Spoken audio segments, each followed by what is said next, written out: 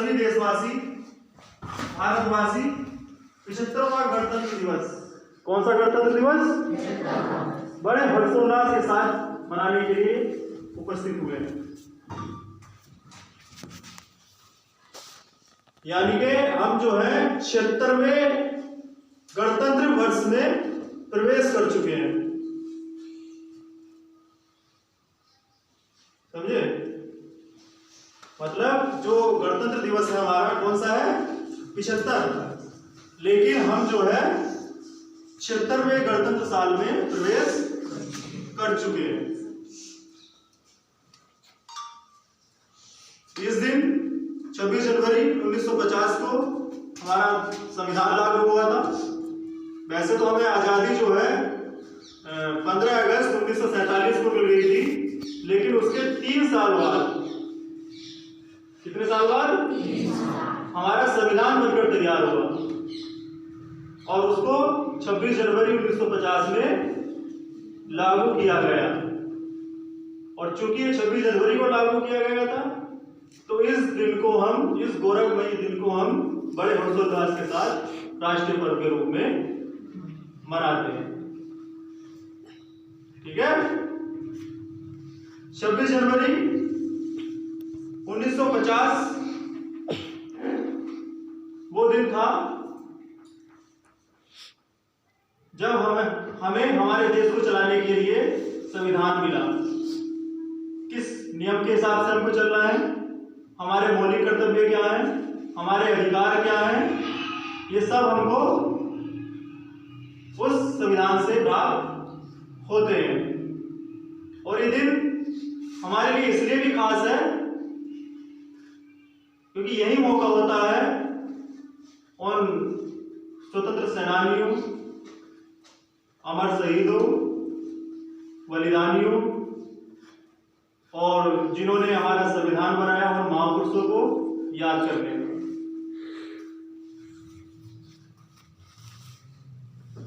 आज सभी इस ऐतिहासिक और शुभ दिन की 75वीं सालगिरह को बड़े खुशी से, बड़े हर्षोल्लास से जगह जगह मना रहे हैं। आज हर नागरिक को भारत की गौरव गाथा पर गर्व अनुभव होता है। आजादी के बाद हम भारतवासियों ने बेशुमार उपलब्धियां प्राप्त की हैं और आज ये जो पर्व है उन उपलब्धियों को मनाने का, उन उपलब्धियों के जश्न का एक मौका है। देश के लिए कुर्बान होने वाले उन अमर शहीदों, स्वतंत्रता सेनानियों और देशभक्तों को भी नमन करना हम लोगों को चाहिए, नहीं चाहिए? चाहिए, क्योंकि उन्होंने अपनी जान देकर हमारे देश को आजाद कराया। और मैं ऐसे महापुरुषों को, ऐसे स्वतंत्रता सेनानियों को सत सत नमन करता हूं और बार बार नमन करता हूं। गुलाम बने इस देश को आजाद तुमने कराया है, सुरक्षित जीवन देकर कर्ज तुमने अपना चुकाया है। दिल से तुमको नमन है करते ये आजाद वतन जो तुमने दिलाया है।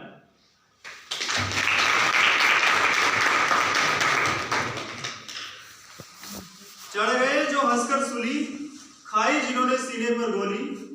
चढ़ गए जो हंसकर सूली, खाई जिन्होंने सीने पर गोली। हम उनको प्रणाम करते हैं जो मिट गए देश पर, हम उनको भी सलाम करते हैं। जब हमारा देश आजाद हुआ था तब भयंकर गरीबी थी, भुखमरी थी और लोग जो है ज्यादा पढ़े लिखे नहीं थे। लेकिन 7 दशकों के बाद, मतलब 70 साल के बाद, आज हमारा देश कहां पहुंच गया है? चांद पर। पहुंचा नहीं पहुंचा? परमाणु शक्ति संपन्न बन चुका हमारा देश विकसित देशों की लिस्ट में शामिल होने की दहलीज पर पहुंच चुका है। आज हमें किसी से जो है हथियार लेने की जरूरत नहीं है, हमारे पास इतने हथियार हैं कि हम दूसरों को भी निर्यात कर सकते हैं, है ना। और पीछे एक महामारी आई थी कोविड-19, कोरोना वायरस बीमारी, उसमें जो है सभी देशों की हालत इतनी खस्ता हो गई कि सबकी जो है अर्थव्यवस्था डाउन हो गई। लेकिन बहुत ही कम समय में हम लोगों ने अपनी मेहनत के बल पर इतनी तरक्की हासिल की कि आज जो है हम उस मंदी से उभर चुके हैं और हमारा जो देश है वो विश्व की 5वीं अर्थव्यवस्था बन चुका है। मतलब अर्थव्यवस्था में हमारा देश जो है 5वें नंबर पर है और हम जो है धीरे धीरे आगे विकास की ओर बढ़ रहे हैं। बहुत से देश अभी उस महामारी से निकले नहीं है, लेकिन हमने जो है अपनी विकास की यात्रा शुरू कर दी है। तो गूंज रहा है नगाड़ा दुनिया का भारत में, चमक रहा है आसमान में देश का सितारा। आओ मिलकर करें बस यही दुआ कि बुलंदी पर लहराता रहे तिरंगा हमारा।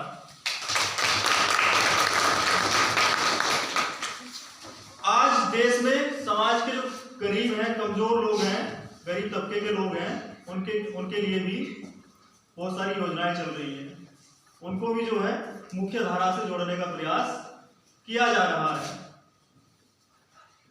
बहुत सारी योजनाएं जैसे कन्या सुमंगला योजना चल रही है ना, और उज्ज्वला योजना चल रही है, जीवन ज्योति बीमा योजना चल रही है, अभ्युदय योजना चल रही है, जिसके माध्यम से जो है गरीब बच्चे जो है पढ़कर जो है IAS PCS बन रहे हैं, और अंत्योदय योजना चल रही है जो गरीब लोगों को अनाज दे रही है। तो ये सब योजनाएं आज जो है वर्तमान में सरकार के द्वारा चलाई जा रही हैं और इनके माध्यम से जो गरीब लोग हैं वो भी जो है समाज की धारा से जुड़ने का काम कर रहे हैं। तो ये बहुत अच्छा प्रयास है हमारी सरकार के द्वारा। आज हमें अपराध, भ्रष्टाचार, हिंसा, नक्सलवाद, आतंकवाद, गरीबी, बेरोजगारी, अशिक्षा जैसी समस्याओं को जड़ से खत्म करने की संकल्पना लेनी होगी। तभी हमारे जो स्वतंत्रता सेनानी थे उनका सपना जो है साकार हो पाएगा। यदि ऐसा नहीं होता है तो हम आजाद तो हो गए हैं, लेकिन मन से तन से हम जो है अभी दूसरे के गुलाम रहेंगे। तो यदि आपको कहीं भी आपके आसपास कुछ गलत होते दिख रहा है तो आप उसका विरोध करिए, क्योंकि जो मरी हुई मछली होती है वो धारा के साथ बह जाती है और जो जीवित मछली होती है वो पानी की धारा का विरोध करती है, वो उससे उल्टी दिशा में चलती है। तो आपको सोचना है कि आप मरे हुए हैं या जिंदा हैं। यदि आपके सामने गलत हो रहा है और आप उसका विरोध नहीं कर रहे हैं, इसका क्या मतलब है कि आप मरी हुई मछली के समान हैं। क्यों? क्योंकि मरी हुई मछली पानी के साथ बह जाती है, और यदि आप विरोध कर रहे हैं, आप सही का साथ दे रहे हैं, तो इसका मतलब है कि आप जीवित हैं। इसके अलावा हमारी बहुत सी जिम्मेदारियां होती हैं जो हमें निभानी चाहिए। भारत को जब तक हम इस समस्या से, कौन सी समस्या से, भ्रष्टाचार, आतंकवाद, गरीबी, इन जैसी समस्याओं से हम बाहर नहीं निकालेंगे, तब तक जो है हमारे महापुरुषों का जो सपना है वो साकार नहीं हो पाएगा। इसके अलावा हमें अपने आसपास के इलाके को स्वच्छ रखकर जो भारत सरकार का स्वच्छ अभियान चल रहा है उसमें सहयोग देना चाहिए, उससे हमें जुड़ना चाहिए। तभी आपका जो देश है वो स्वच्छ बनेगा, सुंदर बनेगा। हमें अब जो है अपने देश पर क्या होना चाहिए, गर्व होना चाहिए। हमारे जो देश में विविधता में एकता है, जहाँ पर विभिन्न संप्रदाय के लोग रहते हैं, हिंदू, मुस्लिम, सिख, ईसाई सब मिलकर एक साथ रहते हैं,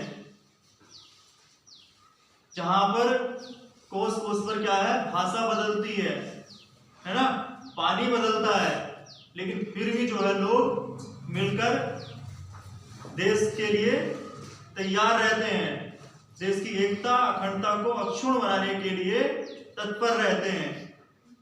उनके लिए देश से बढ़कर कोई चीज नहीं है। तो वो भावना हम सब लोगों के अंदर होनी चाहिए। हम लोगों को अपने जीवन में सर्वोपरि किसको रखना चाहिए? देश को, ना कि धर्म को। ठीक है? यदि देश रहेगा तो धर्म आपका सुरक्षित रहेगा, और यदि देश ही नहीं रहेगा तो आपका धर्म भी नहीं रहेगा। तो एक बार फिर मैं आप सभी को गणतंत्र दिवस की हार्दिक बधाई देना चाहता हूं, और बस यही कहना चाहता हूं कि 3 रंग का नहीं है वस्त्र, ये ध्वज देश की शान है, हर भारतीय के दिलों का स्वाभिमान है। यही है गंगा, यही है हिमालय, यही हिंद की जान है, और 3 रंगों का रंगा हुआ ये अपना हिंदुस्तान। जय हिंद, जय भारत, भारत माता की।